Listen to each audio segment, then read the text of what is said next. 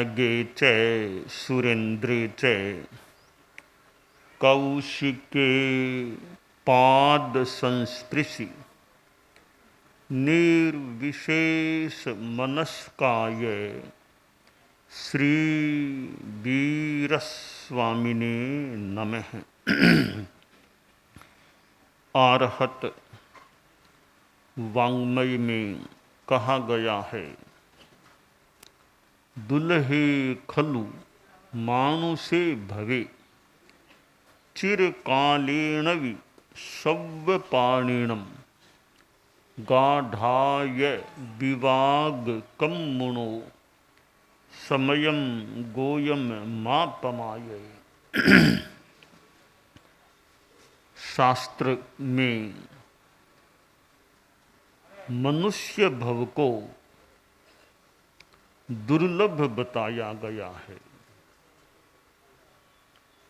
कितने काल तक भी मनुष्य जन्म नहीं मिलता।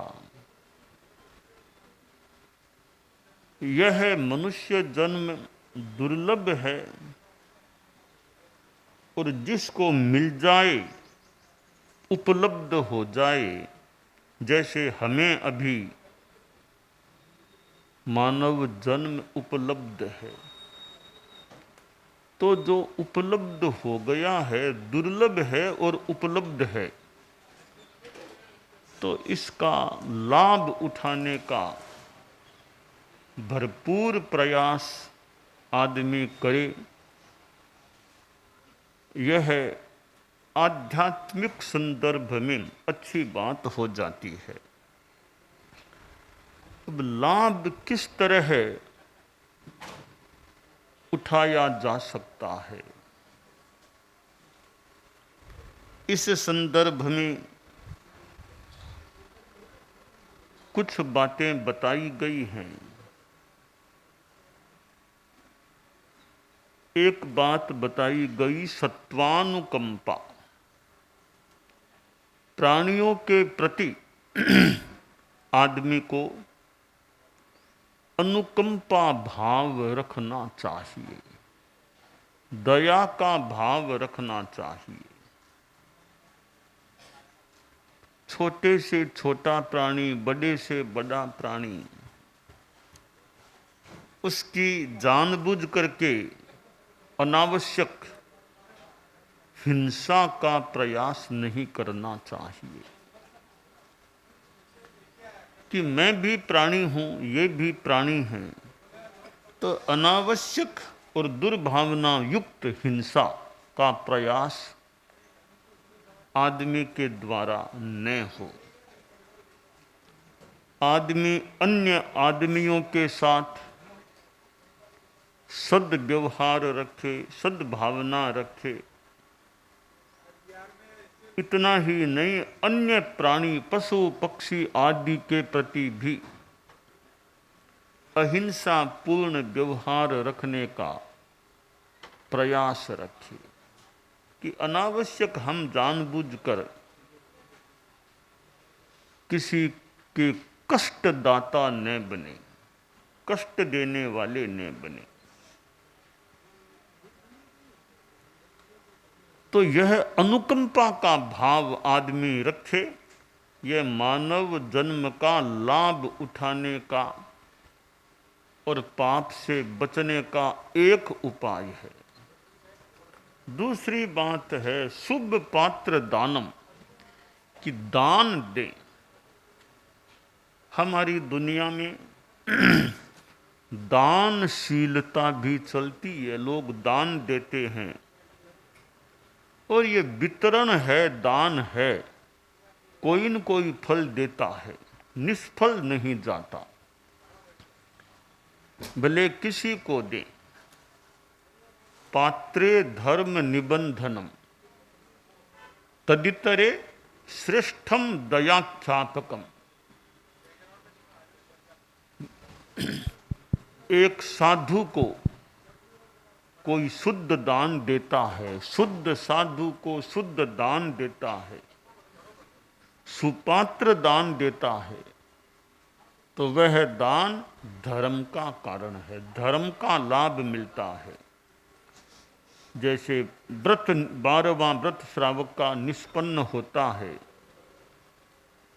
तो सुपात्र पात्र में दान देना यह धर्म का कारण बन जाता है। और किसी को दें तो कि साधु तो नहीं, और कोई मंगते भिखारी याचक गरीब दुखी दरिद्र लोगों को दान दे दिया तो क्या होगा कि उनको गरीबों दुखियों को कुछ दिया है तो आपकी दयालुता होगी, वे दयालुता सामने आ सकेगी। बोल दयालु आदमी है और जिसको देंगे उसके मन में भी आपके प्रति अच्छी भावना पैदा हो सकती है। ये सांसारिक संबंध है, आपने उनका सहयोग किया, वो फिर आपका सहयोग करने के लिए इच्छुक रह सकते हैं। कैसे?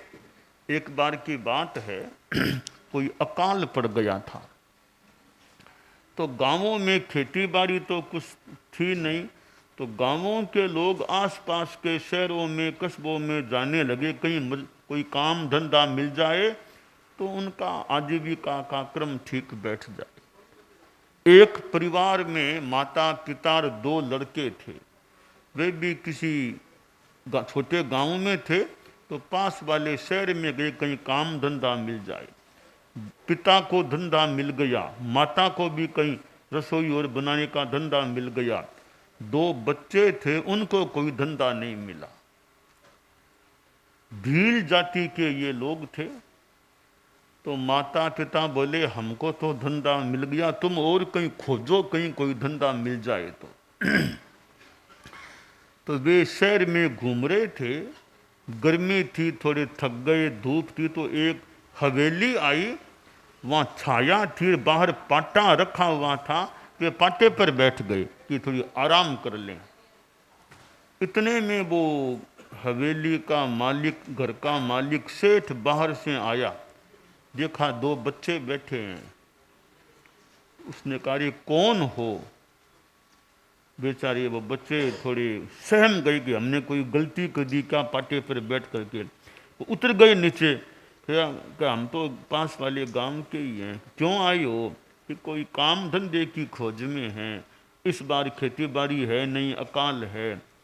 तो माता पिता को तो नौकरी मिल गई, हमें मिली नहीं है। सेठ दयालु था, तो तुम मेरे यहाँ रह जाओ। दोनों खुश हुए कि मैं तो मिल गया काम, तो सेठ साहब बहुत कृपा है, रह जाए। अंदर गए कि बोले हमें क्या काम करना बताओ।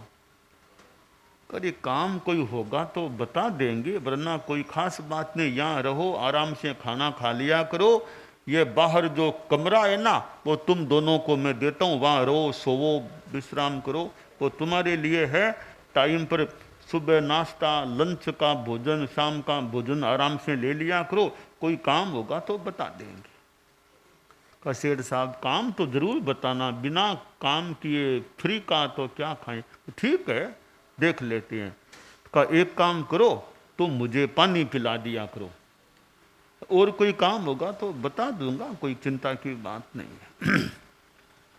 वहाँ रहने लग गए, कुछ महीने रहे और बाद में कोई उनके गांव में खेती बाड़ी की कोई व्यवस्था हो गई, थोड़ी थोड़ी वर्षा भी हो गई, तो फिर वो कहा सेठ साहब अब आप कहो तो हम यहाँ रहें, वरना अब हमारे उधर है काम धंधा।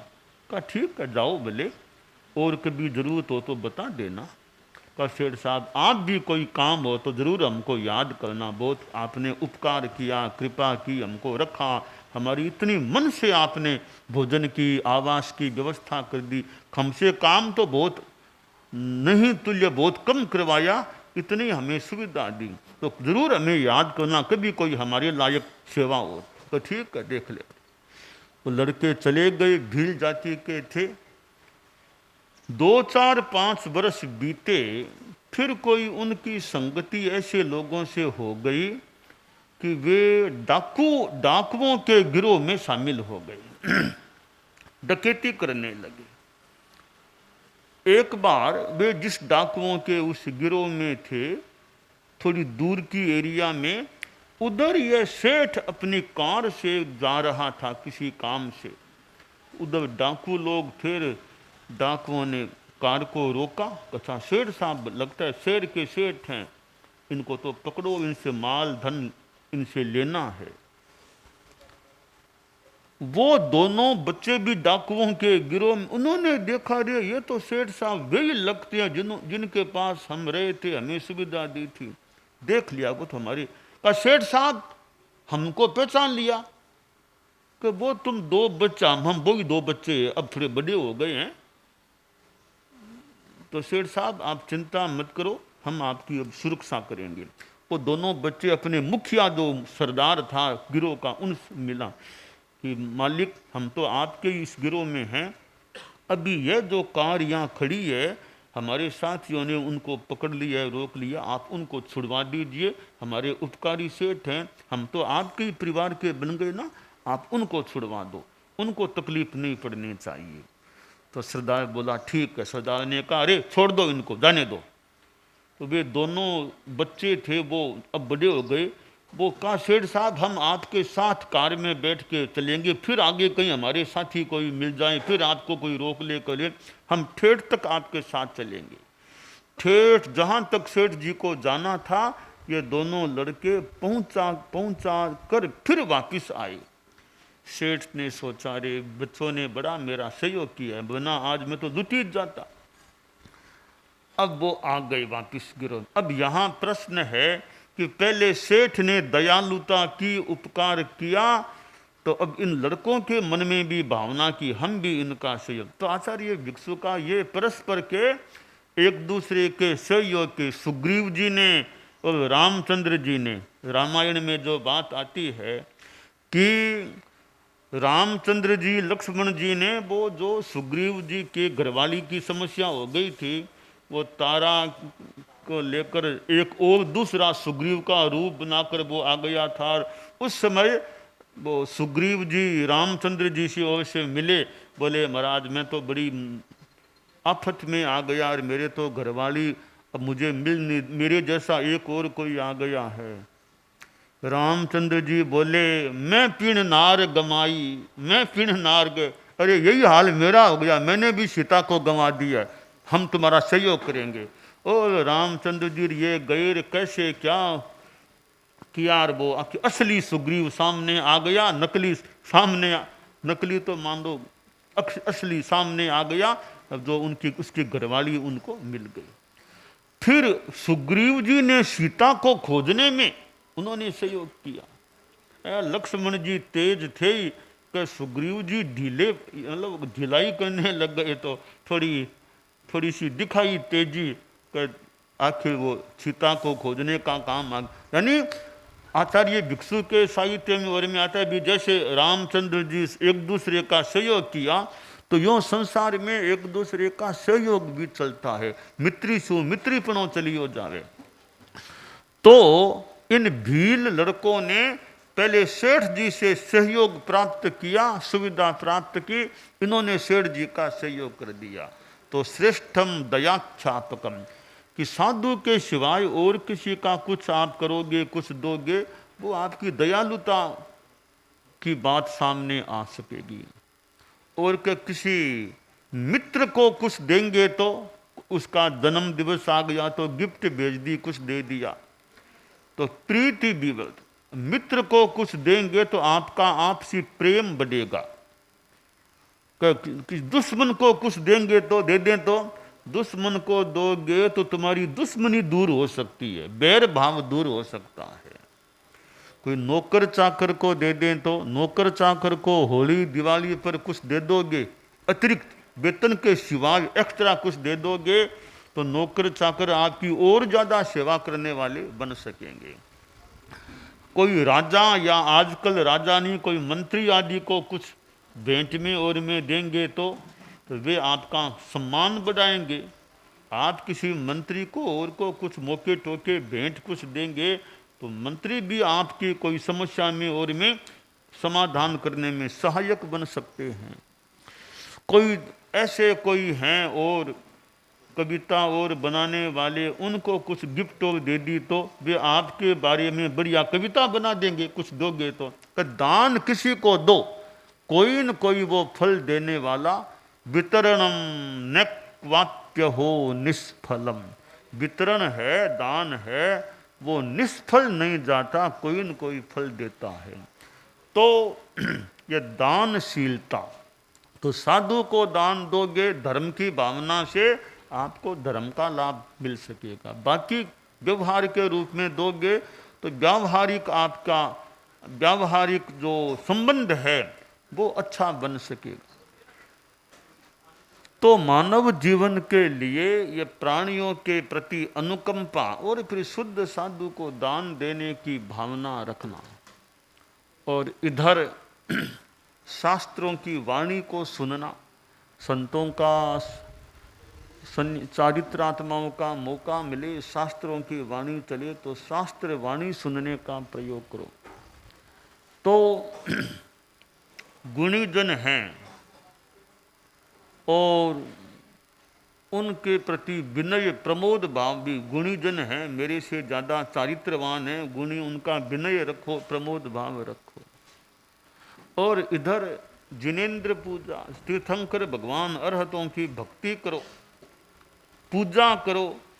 हम लोग तो भाव पूजा में, भाव पूजा की परंपरा के हैं, माला फेरो भक्ति से वही पूजा हो जाएगी।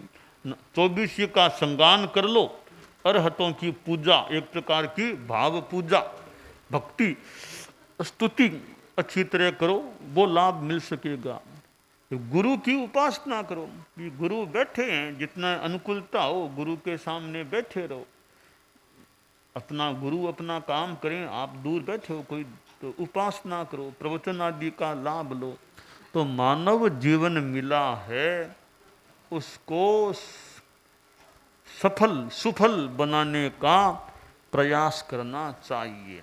और मानव जीवन एक बार मिल गया, अब वापस कब मिलेगा?